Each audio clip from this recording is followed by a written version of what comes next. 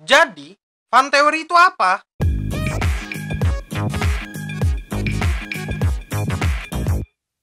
Halo The Gamers, para Wibu Denial. Selamat datang lagi bersama gua, host yang paling kalian cintai, Admin Yami. Dan selamat datang di acara Wibu Lokal, acara yang akan membahas anime, manga, dan Jepangan lainnya. Jadi hari ini kita akan membahas anime yang berjudul... kita nggak bahas anime. Jadi sekarang kita akan membahas fan teori. Sebenarnya fan teori itu punya istilah yang luas, yang sering dipakai oleh banyak fandom, entah novel, film, atau TV series, dan lain-lain lah. Banyak pokoknya, nggak anime doang. Fan teori itu sebenarnya terdiri dari dua kata, yaitu fan dan teori. Fan itu artinya kipas, dan teori adalah orang yang namanya Theo dan berpori-pori. Jadi fan teori adalah Theo yang pori-porinya terombang-ambing ditiup kipas.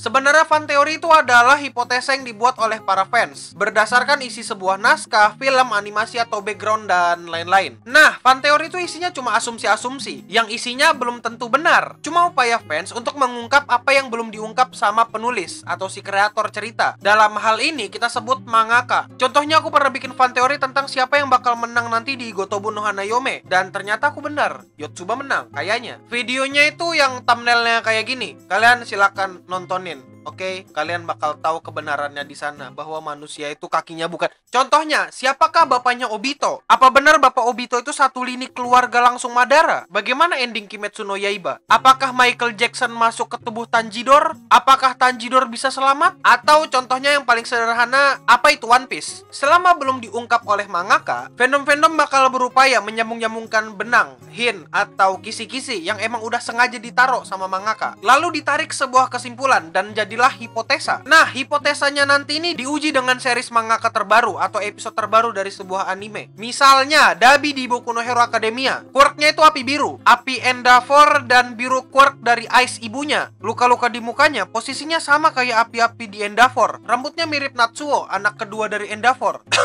Apakah Dabi benar-benar anak Toya, anak pertama Endeavor? Nah, itu semua nggak asal mikir. Pakai proses dari beberapa hint atau jejak-jejak yang ada dan dibuat oleh mangakanya. Sehingga keluar kesimpulan dan hipotesa bahwa Dabi adalah Toya. Bener apa salahnya? Bisa kita telusuri bareng-bareng. Sama mungkin warna rambutnya kurang pas atau apalah, tapi kebenaran hanya milik mangaka seorang. Dia yang pegang kunci kebenaran, dan fandom-fandom itu bakal berdebat buat seru-seruan. Aku sendiri sebenarnya punya keresahan tentang fan teori di kancah perwibuan Indonesia. Asik, kancah perwibuan, goks. Dan pertama, ada beberapa orang yang ngakunya bikin fan teori, tapi ternyata dia nyeplak dari negara luar. Nyeplaknya tuh bukan sekedar nyeplak, tapi plek-plekan sama, cuma ditranslate doang. Aku nggak ngerti tujuannya apa, tapi semoga dia nggak ke-gap sama fansnya sendiri terus diserang sama fansnya sendiri. Aku ragu sih, fandom anime di sini banyak yang nggak jago bahasa Inggris dan jarang main kredit. Kalau kalian nggak kayak gitu, ya syukurlah. Kedua, tujuan dari fan teori tadi adalah menebak-nebak lanjutan atau ending dari sebuah cerita. Yang sering jadi problem di kancah perwibuan Indonesia adalah banyak yang marah-marah gitu kalau ada orang yang bikin fan teori nggak sesuai dengan imajinasi mereka. Biasanya yang kayak gini tuh orang yang jiwanya kurang sehat. Mereka benar-benar marah begitu ada fan teori yang gak mendukung jodohnya. Ya misalnya kayak gini, aku sering bilang kalau Yotsuba itu bakal menang di Gotobu no Hanayome, tapi ada yang koar-koar, kalau gak tahu emang lo yang bikin manga. Atau ada yang mungkin biasanya koar-koar kayak gini, bikin aja ceritanya sendiri, jangan sotoy, emang lo punya manganya. Aku yakin wibu-wibu ini pada stres dan noraknya udah kelewatan batas gitu. Bahkan Donald Trump, kalau dikasih mereka aja Donald Trump gak bakal mau. Di tempat para bule sana, di sana fan teori itu emang udah biasa dan sering diperdebatkan. Cuma di wibu Indo doang, yang kalau ada orang ngeluarin fan teori, langsung dikatain sotoy tanpa mikir panjang. Udah gak mikir panjang, gak ngeliat isinya dulu lagi. Ya terkadang ada sih contohnya beberapa orang yang bikin fan teori di Facebook atau di YouTube bermodalkan translate dari forum luar. Ada juga yang bikin fan teori tapi nyontek YouTuber Indonesia lain. Upsi. Kalau menurutku sendiri sebenarnya ada dua jenis fan teori. Pertama, fan teori yang bener-bener sotoy dan cuma kepingin ikutin egonya doang tanpa pelajari lebih lanjut pastinya. Kedua, fan teori yang bener-bener niat dan emang pelajarin semua isi dari materialnya. Jadi fan teorinya cenderung sedikit lebih akurat. Untuk jenis pertama biasanya fan teori yang dikeluarkan sama orang-orang yang pengen cari ketenaran atau cuma mau menghibur dirinya sendiri dari kekalahan atau cuma buat kepuasan dirinya doang. Biasanya tipikal orang kayak gini tuh ya yang sering marah marah-marah sendiri kalau fan teorinya dikritik atau disalahkan sama orang lain. Terus tipe kedua itu adalah orang yang bener-bener niat bikin fan teori karena dia merasa tertarik. Jadi dia mempelajari betul-betul sebuah anime atau material source-nya. Nah, orang kayak gini tuh biasanya bisa ngelawan argumen yang dilontarkan ke dia dengan cara yang sedikit cerdas pastinya. Sebenarnya dua jenis itu nggak terlalu beda jauh, tapi yang beda cuma kualitas dari fan teori yang mereka keluarkan. Sebenarnya yang parah itu adalah akun penyebar fan teori yang jatuhnya hoax. Entah sumbernya dari mana atau asalnya dari mana, itu cuma dia sama Tuhan doang yang tahu. Kayak misalnya akun-akun ilusi hayalan genjutsu itulah. Entah mereka beredar di internet. Sama ada nih yang lebih parah, yang ngambil fan teori dari luar terus ditranslate ke Indonesia doang. Atau yang ngambil fan teori Indonesia terus klaim jadi punya dia. Asik. Beef lama berasap kembali, beef lama berasap kembali.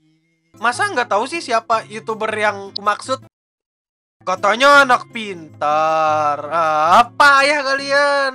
Payah. Lemah kalian semua. Ya, kesimpulannya adalah fan teori itu nggak sotoy. Mereka cuma ngeluarkan effort lebih buat memikirkan sesuatu tentang suatu cerita di anime atau film. Tapi emang ada juga yang pure sotoy, gak ngumpulin clue dari mangaka, cuma bikin judul clickbait biar kalian senang karena ada yang satu imajinasi dengan kalian. Jadi ya begitu. Jangan lupa like ini video, komen ini video, dan subscribe Clean Sound Studio dan Clean Sound Live karena kami akan live di sana. Jangan lupa juga follow Instagramku di @admin_yami. Ya, lagi pula biarkanlah orang-orang ini ya. Lagi pula aku nggak begitu kenal dengan mereka. Aku juga nggak peduli-peduli amat. Stay clean and sound.